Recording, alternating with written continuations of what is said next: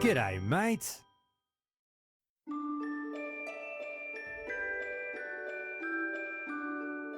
What's up, party people, and welcome to the Josh Corbett podcast, where it's not my opinion that matters, but yours.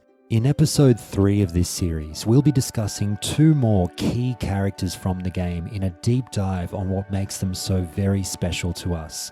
The following conversations feature Final Fantasy superfans Brian, Korokleaf, Kira, and Mike, who you'll hear even more from in coming episodes, and a huge thank you to them and all the callers who took part in this project. It would not exist without them and their dedication. Please be aware, this podcast series is riddled with spoilers regarding the plot and characters of the game. If you've not played through Final Fantasy VII before, please play it and enjoy the fantastic story and come back afterwards. I repeat, spoilers are coming. But with that said, let's get into it.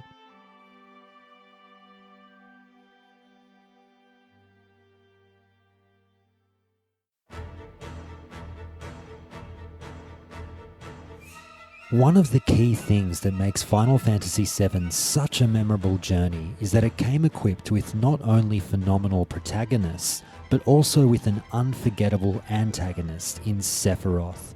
Sephiroth has become the gold standard for JRPG villains, displaying terrifying, inhuman strength while also exposing entirely human flaws, which work to complicate the character and add a great degree of depth. The Final Fantasy franchise had just come off the very strong performance of Kefka as the antagonist of the series' 6th entry, who was also a truly imposing figure. And so with Final Fantasy VII, the devs looked to one-up themselves in the bad guy department. Yeah, I definitely put him at the top of the antagonists. Yeah, Kefka, he's crazy, he has mass destruction, yada yada yada, but Sephiroth, I think what really does it is the way his story is built and the way his story is intertwined with the main protagonist.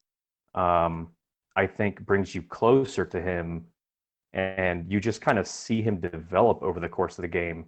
Whereas, in other Final Fantasies, I'll throw out like Final Fantasy IX, for example.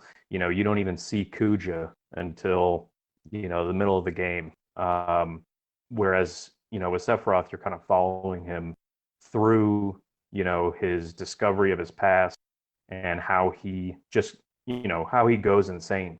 It's no contest between him and Kefka, especially when you compare the Japanese versions, which actually is very interesting. They're quite a bit different in some ways, but he's probably one of my favorite antagonists in the entire series. He's just so deep. He has a very compelling story. He's very ominous. He's scary. If we're talking Kefka, he's like, oh my god, this guy's gonna kill me. Sephiroth's more the guy that's like, he might kill me just looking at me, and he might laugh while he's doing it, but he really doesn't care because I mean nothing to him. And that's why I think he's one of my favorite characters and one of my favorite antagonists. Is he's just built up in a way that, just like in Final Fantasy VII's Gaia, even in our world, everybody knows him. He's like a household name at this point. He's absolutely everywhere. Sephiroth was a character absolutely coated in the cool factor. Character designer Tetsuya Nomura. My concept for Sephiroth from the beginning was that everything about him would be cool. His battle movements and all his in-game scenes too. My image of the relationship between Cloud and Sephiroth was that of Musashi Miyamoto and Kasaki Kojiro, and I had them in mind when I designed their appearance, as well as their swords. Of course, Cloud is Musashi and Sephiroth is Kojiro. But it was more than simply his story that appealed to players. His anime-like aesthetic design and his cold, steely demeanour drew players in and also helped sell a lot of Sephiroth-related merchandise, as gamers wanted more and more of the famous member of Soldier. But once keenly observing players started to take a look under the hood, there was even more to Sephiroth, particularly when we find out what he was like in the original Japanese version of the game. The way that Sephiroth holds his sword in battle, you see him in at the very end of the game and in the calm flashback, he has a very specific stance where he's holding his sword up about eye level, jaw level, and I actually did a little bit of research on that. It's actually a very specific form. It's a very specific stance called the Teura Gasami no Kamae. And it's in a lot of terms, but basically it's a very traditional old combat stance from something called the Tenshin Shoden Shintoryu, which is one of the oldest known forms of martial arts. And that's basically a direct call back to that. So keeping that Eastern kind of background to it. Of course, in the calm flashback, he's just this extremely imposing character. He's so powerful. He's so... nothing can touch him, you know? But that's like one of those things that you might not pick up on it, but if you know it, it just really sinks it in. Because he's using this very classical kind of style, and he's mastered it. So it's just absolutely insane. To add one more point, though, the way that you refer to yourself in Japanese, you actually don't directly refer to yourself that often, and at least not in compared to like English, but there's multiple different pronouns that you can use to refer to yourself. There's a very gender neutral, very formal watashi, or even takshi if you want to be extremely formal. But you know, especially if you've watched anime or something, you might hear atashi for the women, or you might hear boku or ore for the guys. Boku is a little more sociable, but it's pretty soft. But Sephiroth actually uses ore to refer to himself, like ore wa bada bada bada bada, whatever. But ore is like a very brash, very masculine way to refer to oneself. It can be very casual as well, and in some ways it can actually come off as arrogant or off-putting. But you know, Sephiroth's like the perfect embodiment of that. He's badass. He knows he's badass. He's confident. And he refers to himself as ore. But to reference like his character arc, after the Nibelheim incident, he starts to lose his mind. He starts to get this god complex. He actually changes from using ore as a standard guy probably would, and he starts using watashi, which is very neutral, but it's very, very formal. It's kind of like if you don't know somebody, you would use watashi. But the way that it comes off when he starts speaking like that kind of really lends itself to the fact that he's so disconnected from humanity at that point. He's just completely off.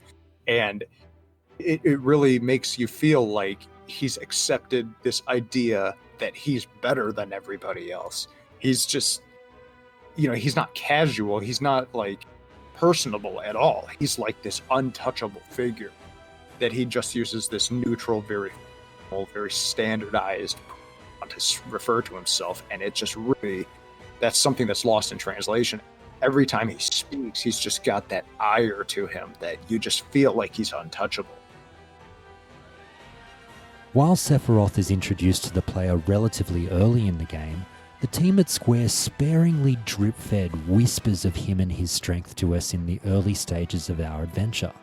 Character designer Tetsuya Nomura. In regards to Sephiroth, I wanted to avoid having the kind of plot development where you get to the end of the story and suddenly this boss you've never heard of just appears.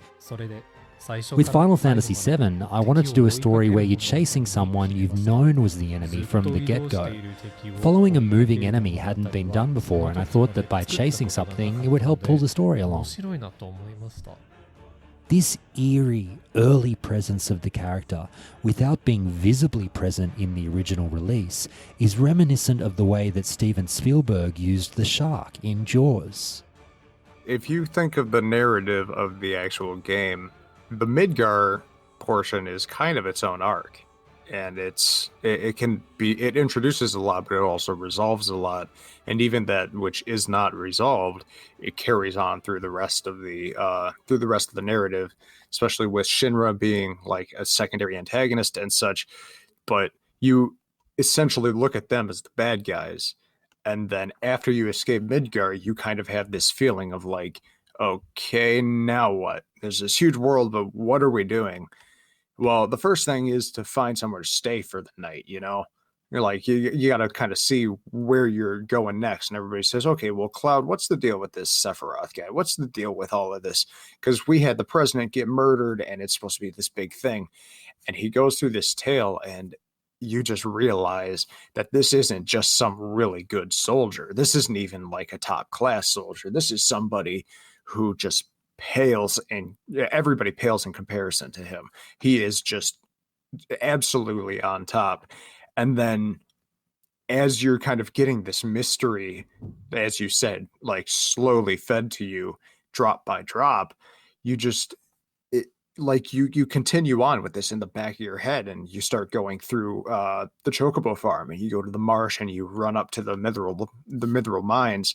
And it's one thing to hear the story from Cloud and saying, oh wow, you know, that's really crazy, but to see this 30, 40, 50-foot snake impaled gruesomely on that spike that Sephiroth did, it's like, this is not just a powerful guy, this guy is in a whole new league. So I felt the way that that was kind of slowly built up. And then, even, of course, with the scenes in the Forgotten City with Aerith, and leading up to the big reveal in Disc 2 in the Gold or the Northern Crater, you just have this very looming kind of sense of dread. Because, of course, there's the idea of what exactly are we doing with this character? You're also thinking, say we have to fight him, how the hell are we going to fight something like that? So I thought that whole buildup throughout the game, and then leading from that chasing arc into the final arc of Meteor and everything, was extremely well done. I'm just concerned how they're Yeah, going to make that work with the remake, because we've seen him show up there, and that's not necessarily a bad thing, but we don't have that same kind of slow drip as we move on and on. So I'm very curious to see how they're going to replicate that, because part of the horror of dealing with Sephiroth wasn't that he was so powerful, but it's that you knew that he was powerful, and you knew that something had to be done, but you had no idea how you could possibly make that happen. definitely going and seeing the Midgar Zolom impaled was super powerful, especially if you were unlucky enough to not have gotten a chocobo and decided to just walk out into the swamp and get your ass totally wrecked first. That makes it just all the more powerful. And then I would also say one other really subtle thing that they added was when you're in the flashback going through Mount Nibble, Cloud and Sephiroth actually fight a dragon, and you're in the same party for a brief period. And Cloud has already said, I had just made first class soldier, so first class soldier is a big deal on its own. Well, you fight this dragon, and you're doing like no damage, and Sephiroth just comes out one hit, 3,000 damage. The dragon's doing 0 damage to Sephiroth, and you're just like, wow, this guy is serious. Sephiroth is also directly involved in the most jaw-dropping moment of the game, as he decides to plunge his Masamune into the back of Aerith, brutally murdering her in front of the other helpless party members. We often discuss what this death means to Cloud and the rest of the party. However, it also stirs thought on how the player feels towards the culprit. On a normal playthrough, you're set up to fall in love with Aerith, and you're ending up going on a date with Aerith in the Gold Saucer, most likely. You're set up, you are in love with this character, and, killing off a main character, it hadn't really been done. So to have Sephiroth come and do that, I mean, it just strips your heart out. It makes you super angry. Now this is the guy you want to get. It just lights a fire for Disc 2 and Disc 3. The more you care about the characters you're dealing with, the more impactful the circumstances are for them. So when Aerith gets just killed, it's not even something you're expecting. It's just Sephiroth's there. And you have this moment where it's like, finally, we caught up with you. What are you doing? And then, holy shit, he's there. And then, holy shit, like Aerith's dead. And even the scenes after that, like, I feel really go to that, just to that idea of how you feel about the characters, not only your own characters, but also in that moment, you really come to loathe Sephiroth. You really come to hate him because not just like he's not just this bad, strong guy doing bad things. He killed your friend in front of you. And to extend it just a bit further, if depending on who you have in your party at the time, they respond differently to Aerith's death after the boss fight.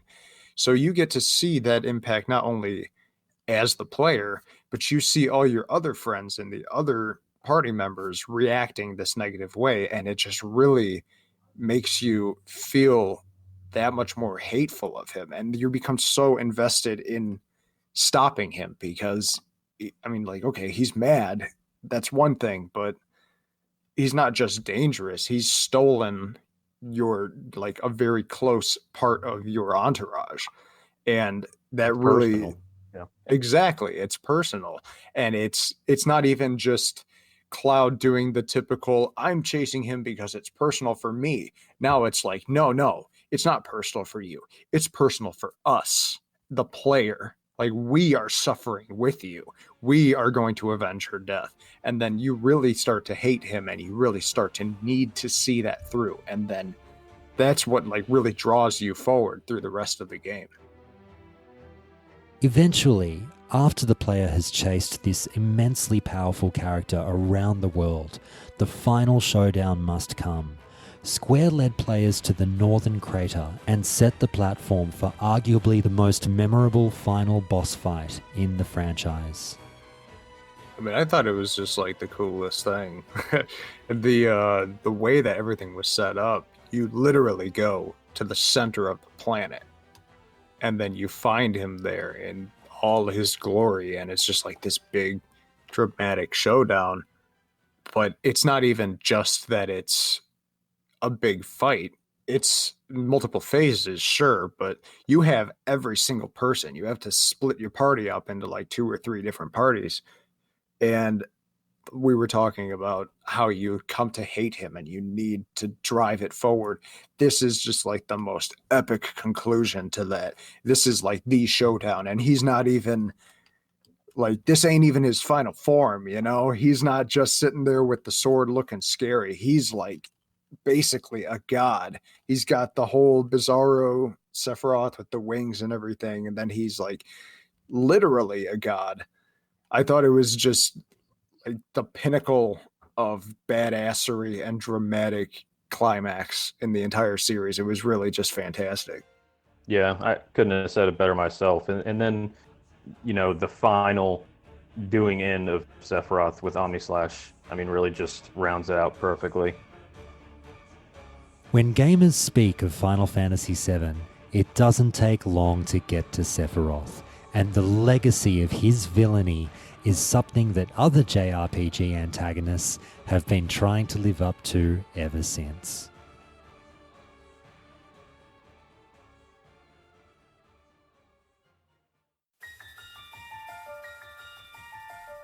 Although Sephiroth acts as the primary antagonist of the game, his character is made more complex by his relationship with another antagonist that we meet in JENOVA. This alien life form and her presence on the planet becomes a crucial plot point, not only for the purposes of saving the planet, but also for the effect that she has on Sephiroth as well. The story was really, really interesting, and that kind of it acts as a very virile complement to Sephiroth's mystery. It's actually a little bit of a contrast because the Sephiroth, even though he is this insanely powerful person, as we've obviously discussed, he's still human, at least to a certain degree. Maybe not so much at the end, but the thing is, he's there and he's a physical human being, and we can kind of, judge based on that. But Jenova is a little more mystical. It's like, dare I say, almost spiritual, just because it's something that just it from the stars, just this alien from a completely different planet that came. And the more you look into her, the more you realize how much she's capable of doing and how deep her influence runs. But I feel like it's very well done. I'm very curious to see how they do in the remake, because obviously there's issues with her killing off the Cetra. I don't know if it's considered well known or not, but in the past, the way she almost wiped them out is she would lure one of the Cetra out by shapeshifting. She would kill them, and then she would assume their form, go back to the villages, get close to them, and exterminate the entire village. So just being able to do that and then basically make puppets of these people as she pleases, it's just horrifying. So the way they're going to fit that in is, I don't think it's convoluted at all. I think it's very deep, but it's kind of one of those things that if it's done right, it makes your blood run cold. But if it's not done right, it's just going to kind of fall flat. But I don't think, at least in the original Seven, I don't think that Jenova ever really felt like she was falling flat, because even though obviously Sephiroth is the one pulling the cards, uh, you guys have mentioned that he's constantly referring to Jenova as his mother. And yeah, some of that's him going batshit, but with this whole reunion theory, it's kind of like almost that Mass Effect indoctrination thing, where it's like, yeah, you can definitely say that Sephiroth is drawn to Jenova because the higher power kind of complex, but she's kind of drawing him in with the influence of her own cells with him. So it just creates like multiple layers to that horror mystery that's constantly just being packed and just thrown at you at every turn. So I'm very excited to see how they flesh that out in this new series. Jenova is a huge part of the game, acting as somewhat of a puppeteer behind the scenes of much of the game's happenings. But, moving along from this hideous alien threat to the planet, Final Fantasy VII also delivers some entirely human enemies to confront.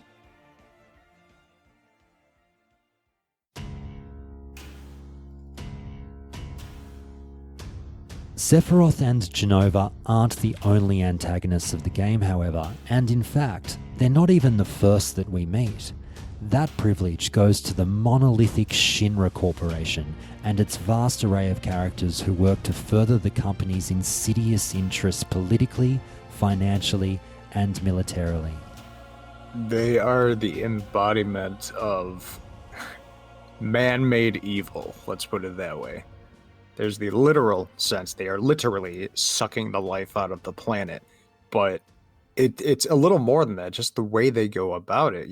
Obviously Reeve Tuesti is a big outlier there, because he's like, and to a lesser extent Mayor Domino even, who are kind of good people, but they're not able to do anything. And these negative influences of the president and his son and of the other executives really reign supreme. And unfortunately, they're the powerhouse.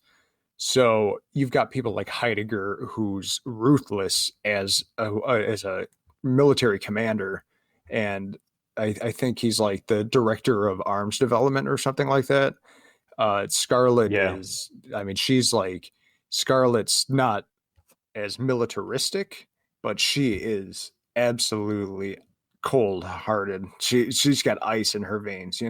So she fits right in there. She's kind of like willing to step on anybody to get what she wants. And then of course, I don't know what the deal with Palmer is. He's kind of just, it is what it is. But you've got like you mentioned the Turks. Even the Turks, they're actually very interesting. There was a post about this on the 7 remake Reddit the other day, thinking, are the Turks really evil? Like, what are they going to be like in this remake?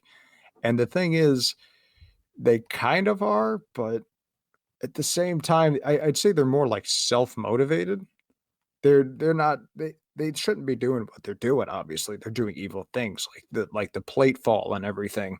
They're all a result of that, and they murdered like Don Corneo and stuff like that in Wu Tai, but they're not doing it with malice in their hearts, and they're not like Rufus, who says, we're gonna rule the people with fear. I don't care what you think. Like, you're going to bow to what I want you to do.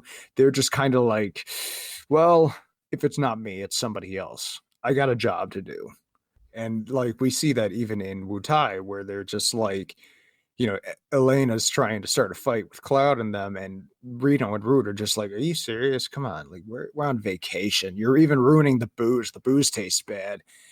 But I feel like having these different sects and having people not only willing to do this, but also having departments like the Turks and even like Hojo, who are basically given Mengele style reign. They can just do whatever they want.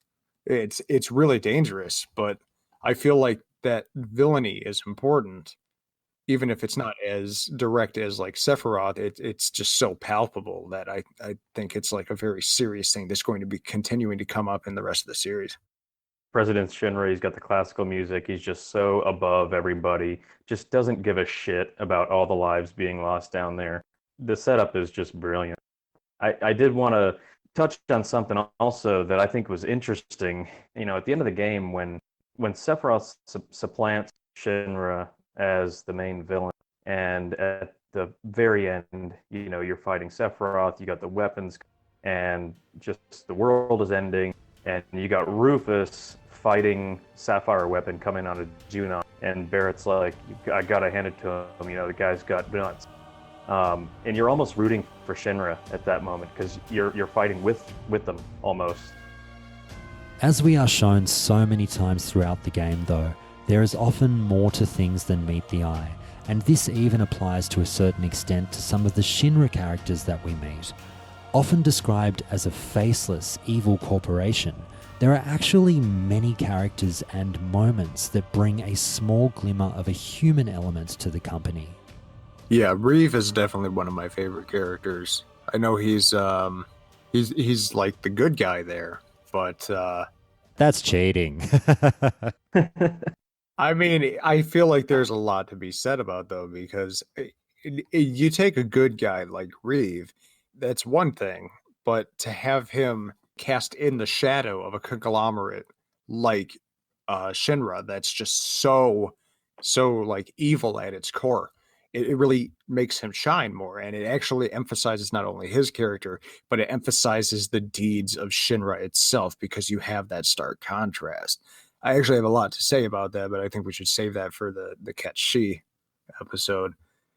Yeah, I agree with you, Kira. Reeve, he's low hanging fruit there, obviously, but I'd probably put him at my favorite as well, especially because you almost get the feeling like he's in the Shinra because he feels like that's the best position for him to do the most good, which is really cool. But Yeah, I outside agree. of so I mean, outside of Reeve, I'd probably say I like Tseng in charge of the Turk because he does have an empathy towards Eris. There's a certain humanity about him.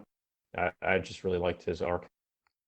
I was definitely going to bring that up, and I'm glad you mentioned it in terms of, like, I wouldn't quite call it a babysitter, but the fact that he does look over her for all those years. And I think it ties back into what Kira was saying earlier in terms of, there is a slight element of the fact that these people are just employees, and the human side of Sang comes out in terms of, what are we really doing with this poor girl? And he does have, absolute empathy towards her and feelings towards her, not necessarily, not romantic feelings, but just human feelings towards, what kind of testing are we doing on her? Wait, what? Why? And I do really enjoy that. I think they needed that for one of the faces of Shinra. Yeah, for sure. And actually, somebody else who has something similar that we haven't really talked about is Professor Gast. He was kind of the original. He's in it for the science. He's a brilliant scientist. He falls in love with Ifalna, realizes what's actually going on, and says, you know what, I can't do this. I'm out.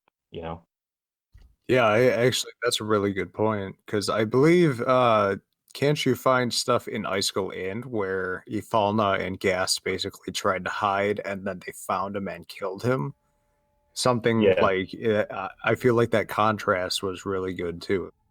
that was just one of the great optional pieces of storyline, as a matter of fact, because you really didn't have to go back in Icicle Inn and go into the basement to see those tapes, but you got like I think three or four tapes that detail Gast and Ifalna falling in love, and I mean, that's how you realize that Aerith is actually the daughter of Professor Gast and Ifalna. It's really cool. Very few JRPG villains invoke the same sense of fear, respect, and, funnily enough, love amongst its players as Final Fantasy VII does. The multi-pronged approach that has been executed less effectively in other entries in the series was done with aplomb here, with the screen time doled out in appropriate portions and the complexities that each villain brought to the table, making for an array of more than worthy opponents for the equally memorable party members. But, in speaking of Sephiroth, we should remember that Cloud isn't the only member of the player's party who has history with him.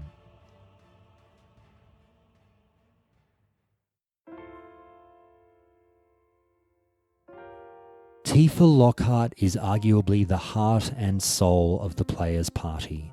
Tifa displays a tender, motherly attitude towards others, whilst also showing that underneath that soft exterior lies a tough, resilient fighter who will push hard for what she believes in. She's a character that has come under a bit of tongue-in-cheek fire from some players in the Great Shipping Wars since the game's release, but her importance to Cloud and his story is something that cannot be denied. I think one of the things about Tifa that really kind of struck out to me is that she was a very different kind of heroine compared to some of the previous female leads that I had seen in those earlier Final Fantasy games. She was a brawler, being this kind of brawler monk type character. And because the game was taking place in kind of a modernized setting, her appearance, her attitude, and the way she presented herself, she stood out. She was one of the more memorable characters in a JRPG that I had ever played. And while she shows this kind of this fierce fighting spirit, she was designed as a character to appeal to players for a variety of reasons. I'd have to say that what had me interested in Tifa was the fact that if you were to take a look at her and say, okay, what kind of person this is, and you just tried to describe what kind of person Tifa was just by looking at her, without knowing anything about her past, you would probably be 100% wrong about the kind of person that she was, because as you play the game, you find out, as we'd even kind of referenced to in the Aerith episode, Tifa was a very motherly figure. She was brave and courageous, but she was all these things that kind of made you realize that when it comes to these characters in Final Fantasy VII, in many ways, you cannot judge a book by its cover.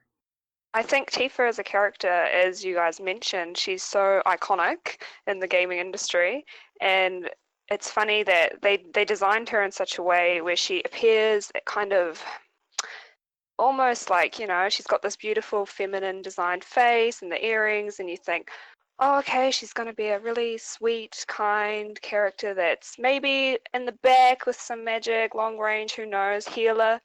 And she turns out to be this, fist fighting brawler, just incredible turnaround, not what you're expecting. And I think that's so important for female characters in games like that to really, show that they can do that kind of fighting too. And I think I always looked up to her as a child, because when I played the game, I was quite young the first time, so I don't remember much of my first thoughts about Tifa, but I do remember thinking she is such an amazing character. They've designed her in such a way that she's motherly and caring and quite shy, emotionally quite shy, but at the same time could kick your butt in any fight. And I just think that's really incredible to have those two there's two traits going for such a main character, especially at the time that this game came out.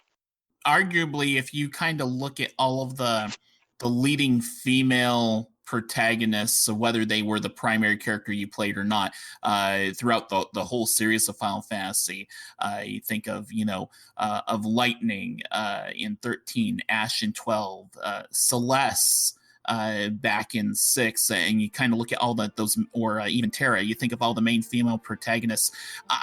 If you were to rank them, or if I were to rank them rather, Tifa would still be my favorite female protagonist from the entire series. Yeah, no, me too. The Final Fantasy franchise had already well established the fact that they were not shy of placing strong female characters at the forefront of their stories, and took things to the next level with their depiction of Tifa, a design decision which was particularly significant to female gamers enjoying Final Fantasy VII at the time. Oh, it was amazing. Yeah, I think most lead characters or main characters, especially back then in gaming, they're usually male. They're usually, not so much now, I mean, times have changed, but usually back then they were always male. And even though she's still not the main character, I think to have her as such an important figure be very strong, they made her come across very strong physically, but also just a good, motherly. She has some leadership qualities in her too, as you know, later on in the game it comes to show. And I just think that was really important back then. Yeah, as a female gamer, I think she set a standard for games to come, for characters to come, for sure. The history and bond that Tifa shares with Cloud is accentuated throughout the party's journey, and helps to add a depth to her character that other party members meeting Cloud for the first time aren't necessarily able to achieve. However, this relationship and the moments that the two share have fans excited for what the Final Fantasy VII Remake could deliver, as this bond is exceptionally fertile ground for further characterization through the expansion of the script that the remake is bringing.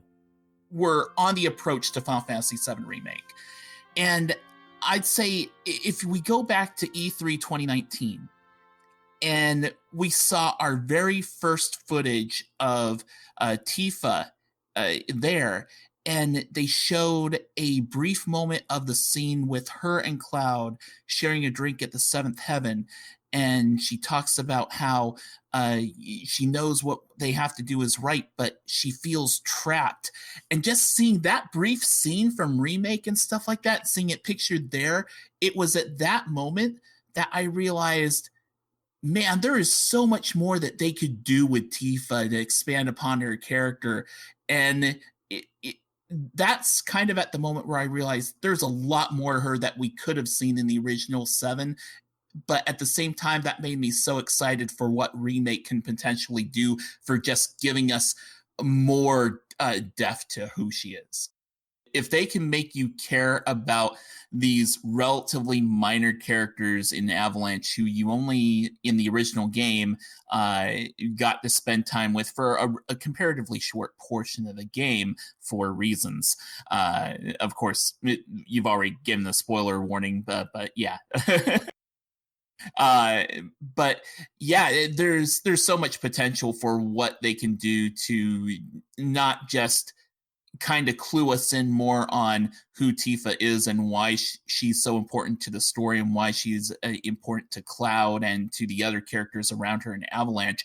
But we may just get more depth on Tifa herself, have a few more. It's always interesting when you add, these voices to the characters, and not only are you reading the text, but now you get the tone of voice when you're hearing the characters saying what they're saying. It just adds that extra layer of emotion that, yeah, there's a bit of charm into kind of imagining what that was like when we were playing the game ourselves and kind of picturing the scene in our head and a bit of theater of the mind. But now we're going to get to hear her say those words. You're going to get to feel that emotion when she says the things that she says.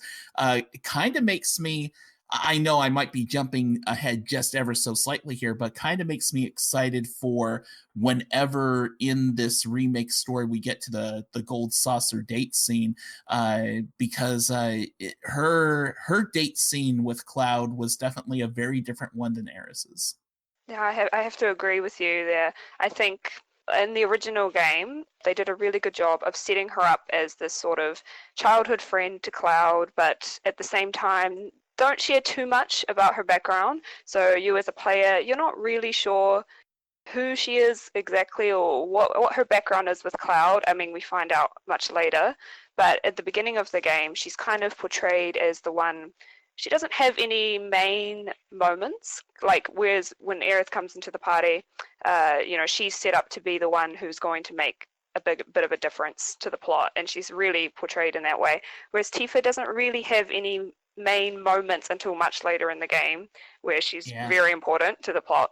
But at the beginning, she's not really set up as the one to have any moments. And I think in the remake, as you said, they could definitely expand on her character. They have the chance to talk about her background, and I think in some of the remake, like the demo, there's been a bit of a extra scene they showed with a bit of a flashback with her and Cloud that was not in the original at this point in the game. They showed like a childhood flashback, and I think they're going to definitely expand on her childhood relationship with Cloud more at the beginning of the game, maybe to give us a bit more insight into her and Cloud from the beginning, because in the original game they don't really touch on it too much. I guess they leave it up to the player's imagination, or they want to put Aerith in the spotlight for being the one who's going to make like a big change. But yeah, I think with the remake, as you said, they could give her so much more.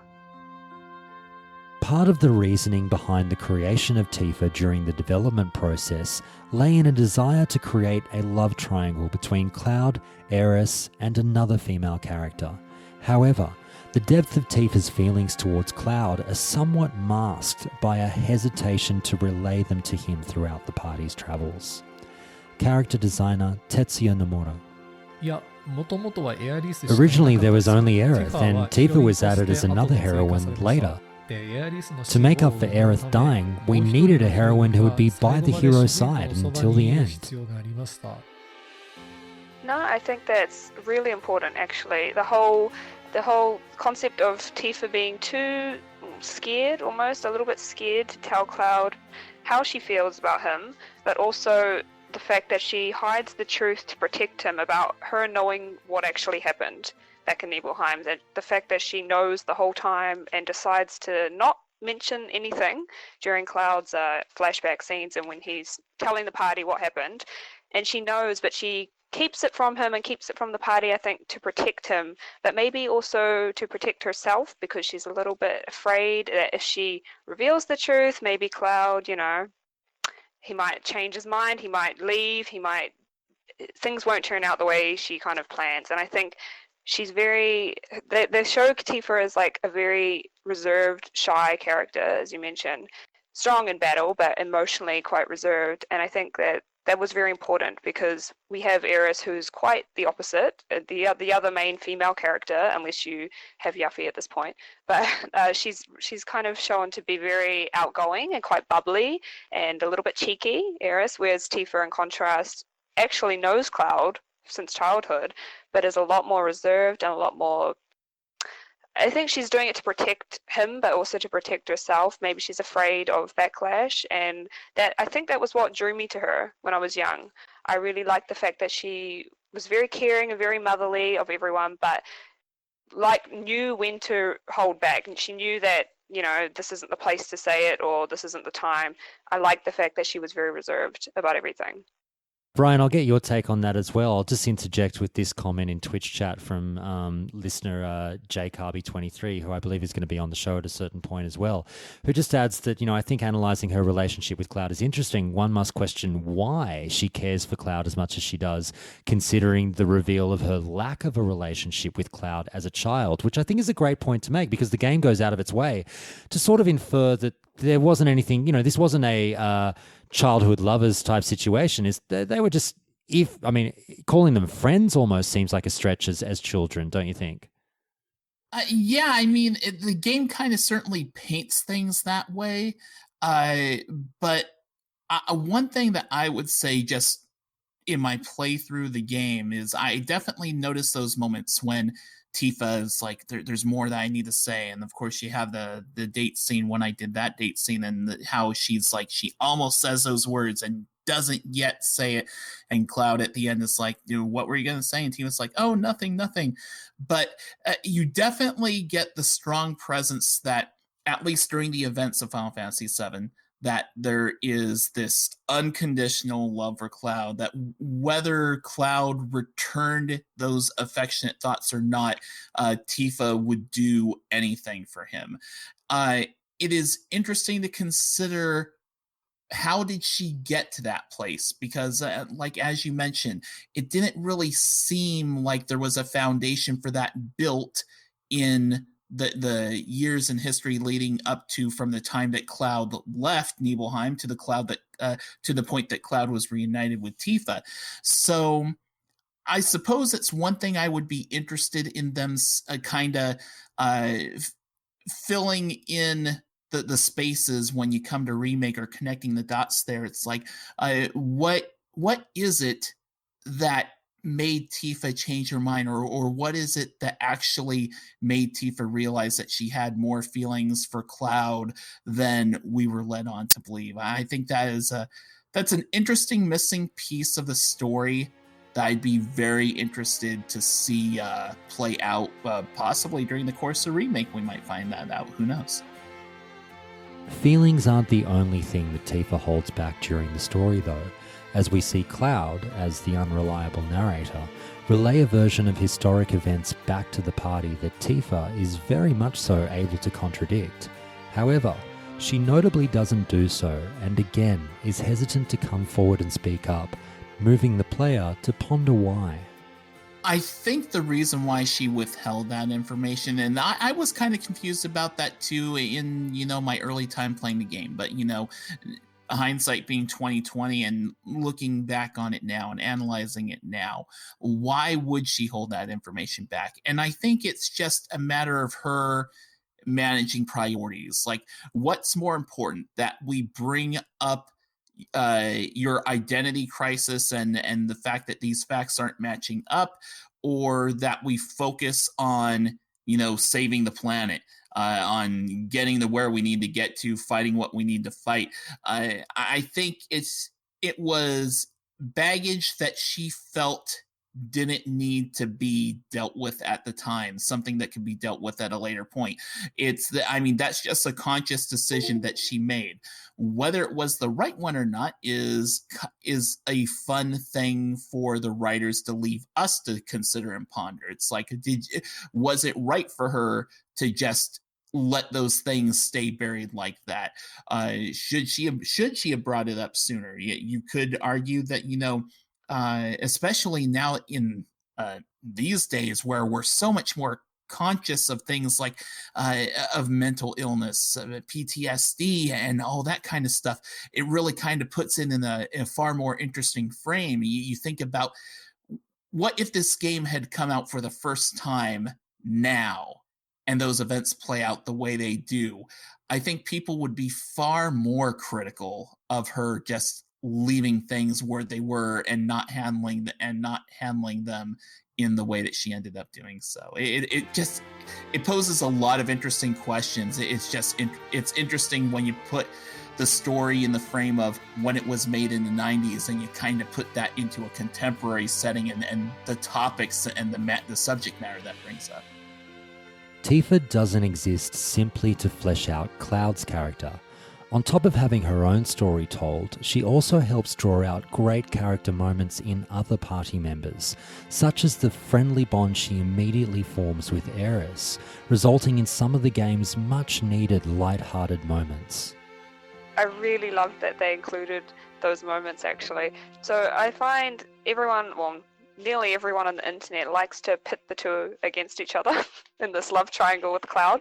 But if you actually play the game and pay attention, there's many moments like that in Junon where the two of them clearly don't have those, they're not angry with each other like the internet likes to make out that they are, and they get along.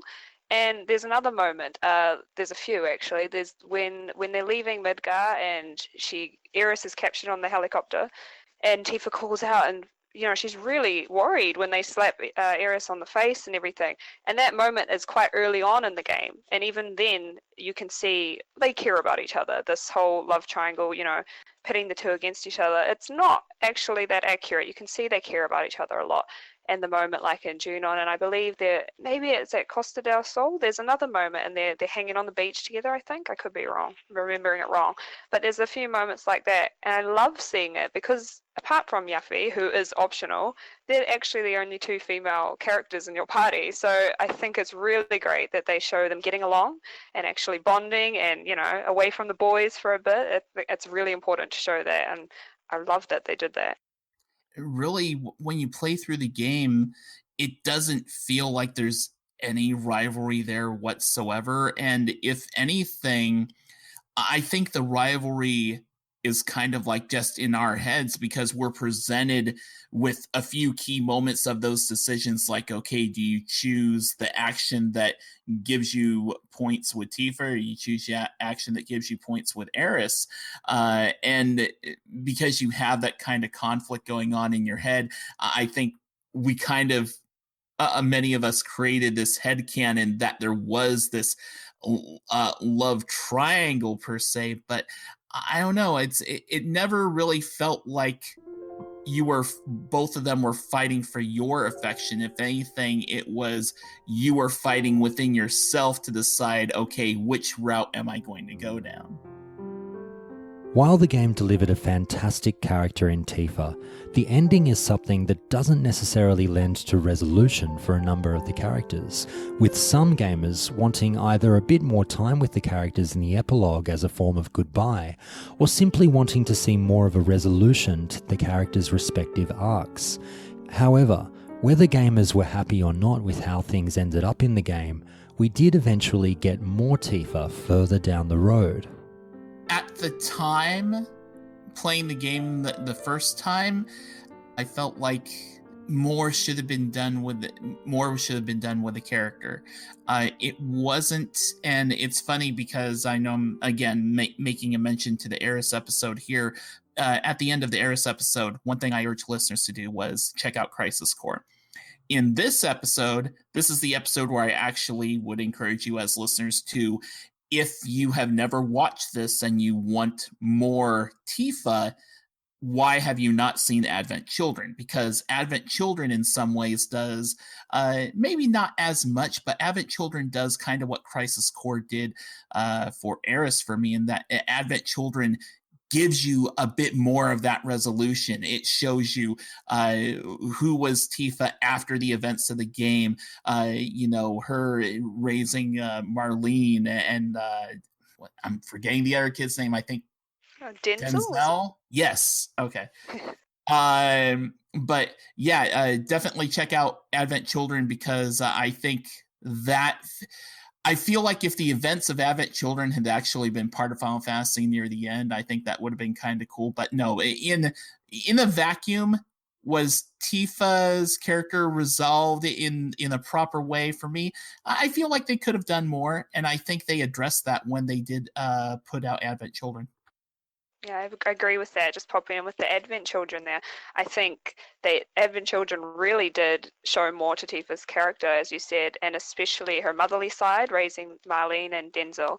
And it was very important for her. But, not many people believe watching Advent Children counts as canon, as you said, Josh. I think it's kind of a hit or a miss there, but it is worth watching to see Tifa's character, she deserves the spotlight that she didn't always get in the actual game, aside from her live stream scene with Cloud.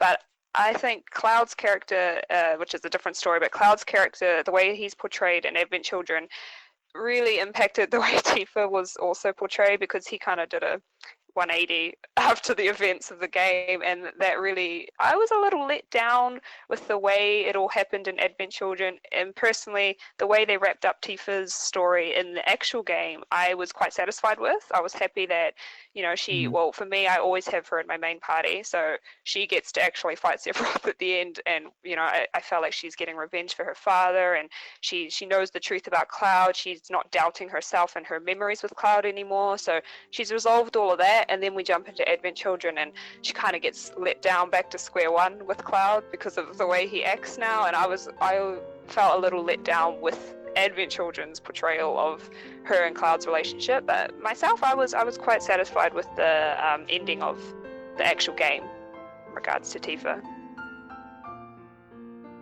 Tifa Lockhart remains one of the more memorable characters, be they male or female, in JRPG history.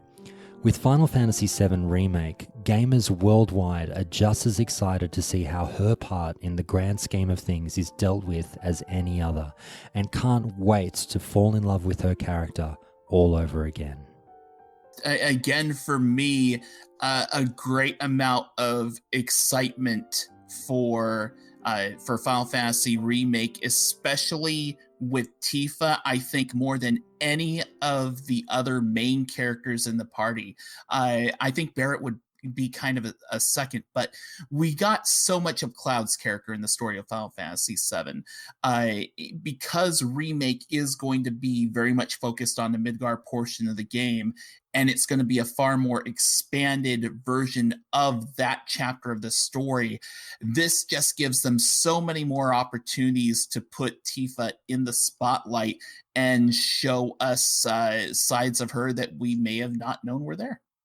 Yeah, I'm definitely excited for the remake because, as you said, I think this is a chance for them to really show Tifa's character in more depth, and with the voice acting, that makes a big difference, as we mentioned. And I'm personally excited for the flashback scenes of her and Cloud and Nibelheim. They've shown a little bit of them as children, but it's really interesting to see that now in the modern graphics and the voice acting, and I think it will bring a lot more life into her relationship with Cloud, and maybe will explain why she cares for him so much when in reality they weren't actually that close as children.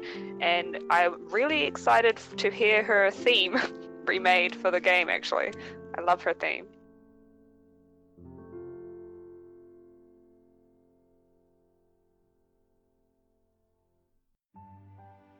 Thank you for listening to this episode of the Josh Corbett podcast. If you liked what you heard, then please do continue on to the next episode of this series as we continue to discuss arguably the greatest JRPG experience ever made in Final Fantasy VII. You've just heard a number of fantastic voices. Please take a moment now to hear more on who they are and where you can find them online if you'd like to discuss anything you heard here further with them. Yeah, so basically just Cry of the Planet on Twitch. I do challenge runs with Final Fantasy. I did not mention this previously, but I do put up the videos on YouTube as well under a different name. I do a lot of Final Fantasy Tactics. I've been to 10, stuff like that. So if you're interested in that, definitely check me out. You can find me on Twitch, ZBAPOC.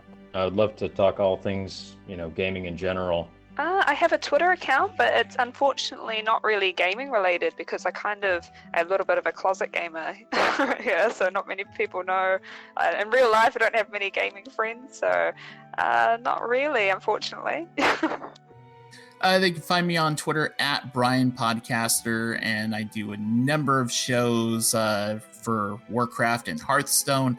You can find those at warcraftradio.com. This series features quotes and information obtained from the following sources: Square Enix, Polygon.com, TheLivestream.net, Schmooplations.com, Wikipedia, the Final Fantasy VII Wikipedia, and GamesRadar.com.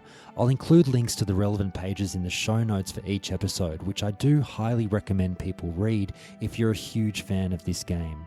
The Japanese quotes recorded for this podcast do not all feature the people nominated, with voice acting and translation provided by the amazing Oni Dino, who you can find over at the fantastic Nintendo Everything podcast, which I also highly recommend listening to. But with all that done, please do join us on the next episode, as there ain't no getting off of this train we on.